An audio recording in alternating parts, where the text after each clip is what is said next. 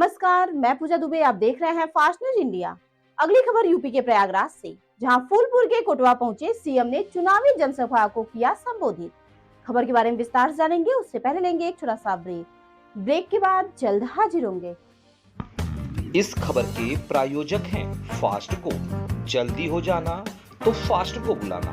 Bike से लेकर luxury car, self drive पर उपलब्ध। ग्रुप ट्रेवल के लिए लग्जरी बस भी उपलब्ध। सबसे सस्ता एक बार सेवा का मौका अवश्य दें।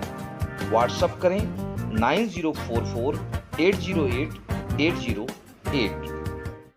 ब्रेक के बाद आप सभी का स्वागत है। खबर यूपी के प्रयागराज से, जहां फूलपुर विधानसभा क्षेत्र के हनुमानगंज में भाजपा प्रत्याशी दीपक पटेल के समर्थन में जनसभा को संबोधित करते हुए कहा कि सारे माफिया सपा के पीडीए की उपज है। पहले दिन दहाड़े विधायकों की हत्या होती थी, देख सपाई वीटियां घबराई। यही सपा और पीडीए का चरित्र है। मुख्यमंत्री योगी आदित्यनाथ ने कहा कि सपा का मतलब माफिया और अपराधियों का जमावड़ा। कृष्णानंद राय और राजू पाल की दिन दहाड़े हत्या हुई।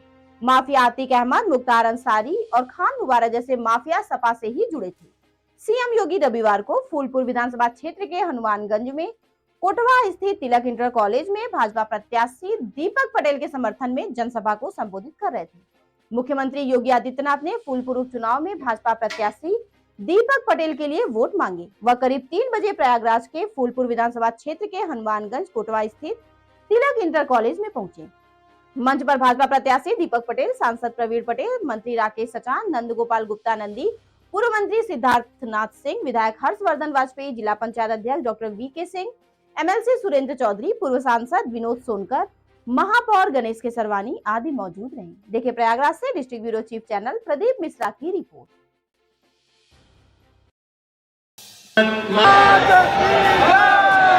मंच पर उपस्थित उत्तर प्रदेश सरकार में मंत्रिमंडल के मेरे वरिष्ठ सहयोगी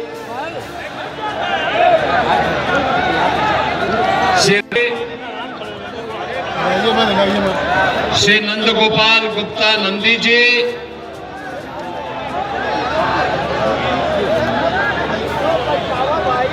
गरीब की आवाज न सुनती हो, अन्नदाता किसान की आवाज न सुनती हो, युवा की आवाज न सुनती हो।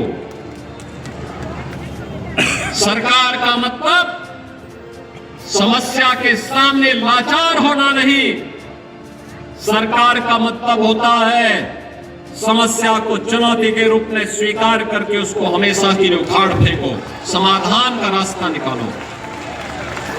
और उसी समाधान के लिए डबल इंजन की सरकार आपकी सेवा के लिए समर्पित भाव के साथ कार्य कर रही है। बहनों और भाइयों, प्रयागराज वासियों को तो पता ही है, प्रयागराज वासियों को तो पता ही है कुंभ 2019 कैसे हुआ था। सभी लोग उस अभियान के साथ जुड़ करके इन्होंने प्रयागराज कुंभ को सफल बनाने के लिए अपनी पूरी ताकत लगाई थी और प्रयागराज कुंभ एक नया मानक गढ़ा था। और बहनों और भाइयों, आज आप सबका मैं आह्वान करने के लिए ही आया हूं। प्रयागराज जब नई पहचान के साथ वैश्विक मंच पर लहराता हुआ दिखाई दे रहा है और ये सम्मान आपको बचाना है, हमारा ही नहीं, भारतीय जनता पार्टी और आदरणीय योगी आदित्यनाथ महाराज जी का। तो बस यही निवेदन करूंगा कि पिछले 5 साल सांसद के रूप में मेरे बारे में आप जानते हैं, मेरी माता जी ने जो छोटे मोटे काम अभी बचे हैं सब आदरणीय योगी जी के हाथ पकड़ के, पैर पकड़ के उसको कराने का काम करूंगा। इन्हीं शब्दों के साथ साथ ही कछार की धरती है, आचार संहिता का ये दौर है, ज्यादा कुछ नहीं कहूँगा। आदरणीय महाराज जी, यहाँ की एक बहुत बड़ी समस्या है, प्रत्येक वर्ष बाढ़ से हजारों करते हुए पूरी भारत माता की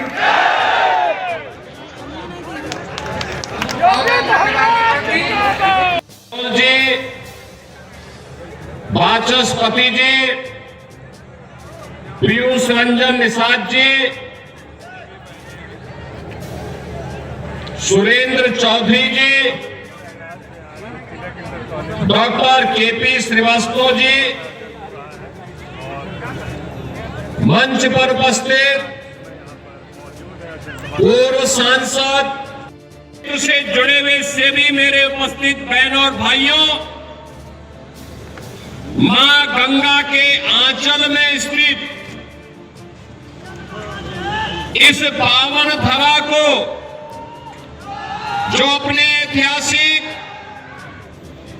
और अपनी पौराणिक महत्व के लिए जाना जाता है, इस पावन धरा को कोटि कोटि नमन करते हुए आप सबका मैं अभिनंदन करता हूं, स्वागत करता हूं। बहनों और भाइयों, यहां पर भगवान प्रयागराज की असीम कृपा और मां गंगा की कृपा भूमि का क्षेत्र है। हम सब के लिए, हर सनातन धर्मावलंबी के लिए एक पावन तीर्थ के रूप में पूज्य क्षेत्र है। हर व्यक्ति की आस्था जुड़ी रहती है और यह वर्ष तो विशेष है, फिर से प्रयागराज में होने जा रहा है। इन्हें यूनेस्को की सूची में लेकर के मानवता की अमूर्त सांस्कृतिक धरोहर के रूप में उसे मान्यता दिलाई है। ऐसी पावन धरा पर प्रयागराज महाकुंभ 2025 के ठीक पहले फूलपुर विधानसभा क्षेत्र का ये उपचुनाव आप सबसे अपील करने के लिए आज मुझे यहां लेकर के आई है।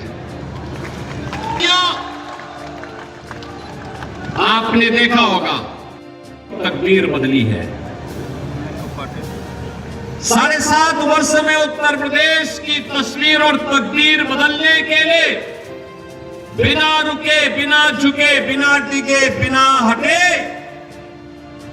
ये डबल इंजन की सरकार कार्य की है।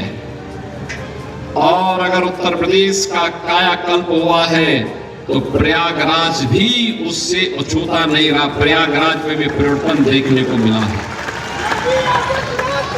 बहनों और भाइयों, याद करिए, कभी ये क्षेत्र हजारों बीघा लैंड जलमग्न होती है। अभी राकेश सचान जी मुझे बता रहे थे।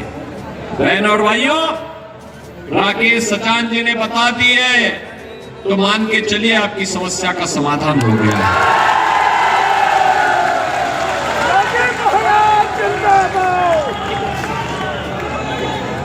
हम लोगों का ये मानना है, मोदी जी के नेतृत्व में हमने तो एक बात माना है कि सरकार का मतलब समाधान होता है, सरकार का मतलब समस्या नहीं होती।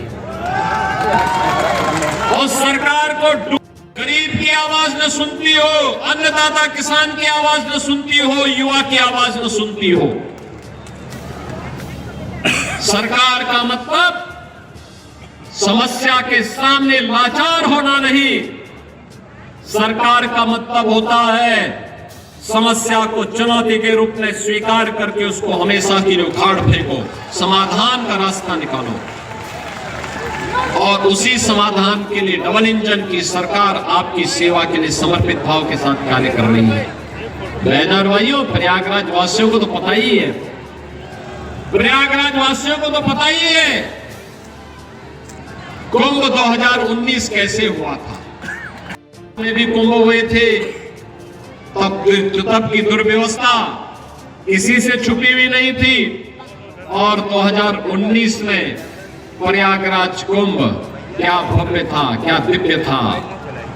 भव्यता, दिव्यता, सुरक्षा, सुव्यवस्था और स्वच्छता का जो मानक गढ़ा था प्रयागराज कुंभ, ये डबल इंजन सरकार की सोच है। प्रयागराज वैश्विक मंच पर जोशी जी, प्रोफेसर रीता बहुगुणा जोशी जी, सांसद के रूप में श्रीमती केसरी देवी पटेल जी, ये सभी लोग हमारे विधायक गणों में, सभी लोग उस अभियान के साथ जुड़ करके इन्होंने प्रयागराज कुंभ को सफल बनाने के लिए अपनी पूरी ताकत लगाई थी। और प्रयागराज कुंभ एक नया मानक गढ़ा था। और बहनों और भाइयों, आज आप सबका मैं आह्वान करने के लिए ही आया हूं। जब नई पहचान के साथ वैश्विक मंच पर लहराता हुआ दिखाई दे रहा है। 2025 दस्तक दे चुका है। 13 जनवरी से 26 फरवरी तक ये महाआयोजन होने जा रहा है। तब एक युवा और जुझारू विधायक फूलपुर को मिलना ही चाहिए और वह दीपक पटेल के रूप में भारतीय जनता पार्टी, अपना दल निषाद पार्टी, इन लोगों ने आपको दिया है।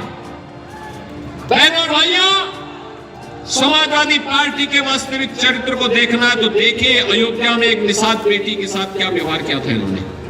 साथ बाइक से जा रही थी, इन सपाई गुंडों ने गिरा करके दुर्व्यवहार करने का प्रयास किया और जब हमने कार्रवाई की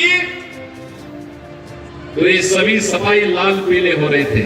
मैंने इनको तब कहा था, मैंने कहा लाल पीले मत होइए, याद रखना बेटी और बहन की इज्जत के साथ खिलवाड़ करोगे तो जन्नत में तो जगह नहीं मिलेगी, लेकिन जहन्नुम जरूर पहुंचाने का काम करते हैं। की गारंटी भाजपा दे रही है। हर घर नल के माध्यम से शुद्ध पेयजल उपलब्ध कराने की गारंटी भाजपा दे रही है और बाढ़ की समस्या का स्थायी समाधान भी भाजपा आपको देगी, उपलब्ध कराएगी। हमारी सरकार तो देश के लिए अपना बलिदान देने वाले उन शहीदों के प्रति भी नतमस्तक है और हमारी सरकार ने ही निर्णय लिया, कोई जवान सेना में, अर्धसेना में, पुलिस बल में रह करके देश की सीमाओं की रक्षा करते हुए, आंतरिक सुरक्षा का पालन करते हुए, बहनों और भाइयों, कश्मीर में धारा 370 का मतलब आतंकवाद की वापसी। भारत, नया भारत मोदी जी के नेतृत्व में इसको कतई स्वीकार करने को तैयार नहीं है और हमने तय कर लिया है, भारतीय जनता पार्टी ने तय कर लिया है कि धारा 370 एक बार दफन की जा चुकी है, अब दोबारा भारत के अंदर, कश्मीर के अंदर उसको लागू नहीं होने देंगे। एक देश में एक प्रधान, एक विधान और एक निशान, यही चलेगा, यही चलेगा। इस भाव के साथ आज हम कार्य कर रहे हैं। मैं पूछना चाहता हूं इंडी गठबंधन के सपा और कि आखिर कश्मीर में धारा 370 लाना ये कांग्रेस की कौन सी मजबूरी है? ये जानते हुए भी कि आतंकवाद की जड़ है, तब भी लोग फैलाने का प्रयास कर रहे हैं। तो बहनों और भाइयों, इनके मंसूबे अच्छे नहीं। इससे पहले ये सफल हो, इन्हें बेनकाब किए जाने की आवश्यकता है और इसीलिए आज आपके बीच हम लोग आए हैं कि बहनों और भाइयों, ये जो चुनाव है, ये चुनाव विकास और विरासत के लिए, सुरक्षा, समृद्धि और सुशासन के लिए एक युवा और जुझारू प्रत्याशी के रूप में से दीपक पटेल को भारतीय जनता पार्टी और एनडीए ने अपना प्रत्याशी बना करके आपके बीच उतारा है। होगा, दोनों हाथ ला करके, थोड़ा खड़ा करके, हाथ खड़ा करके मुझे अपनी सभी लोग सहमत हैं। इधर उधर पीछे सड़क के किनारे घरों के ऊपर जो लोग खड़े हैं, चारों ओर मुझे बताओ, पहले दोनों हाथ ला करके दीपक पटेल को अपना आशीर्वाद देने के लिए आप तैयार हैं? फूलपुर से विधायक चुनाव जिता करके भेजेंगे? बहनों और भाइयों, अगर आप उन्हें चुनाव जिता करके भेजते, मेरे साथ बोलेंगे फिर दोनों की भारत माता की, भारत माता की जय श्री राम, जय जय श्री राम।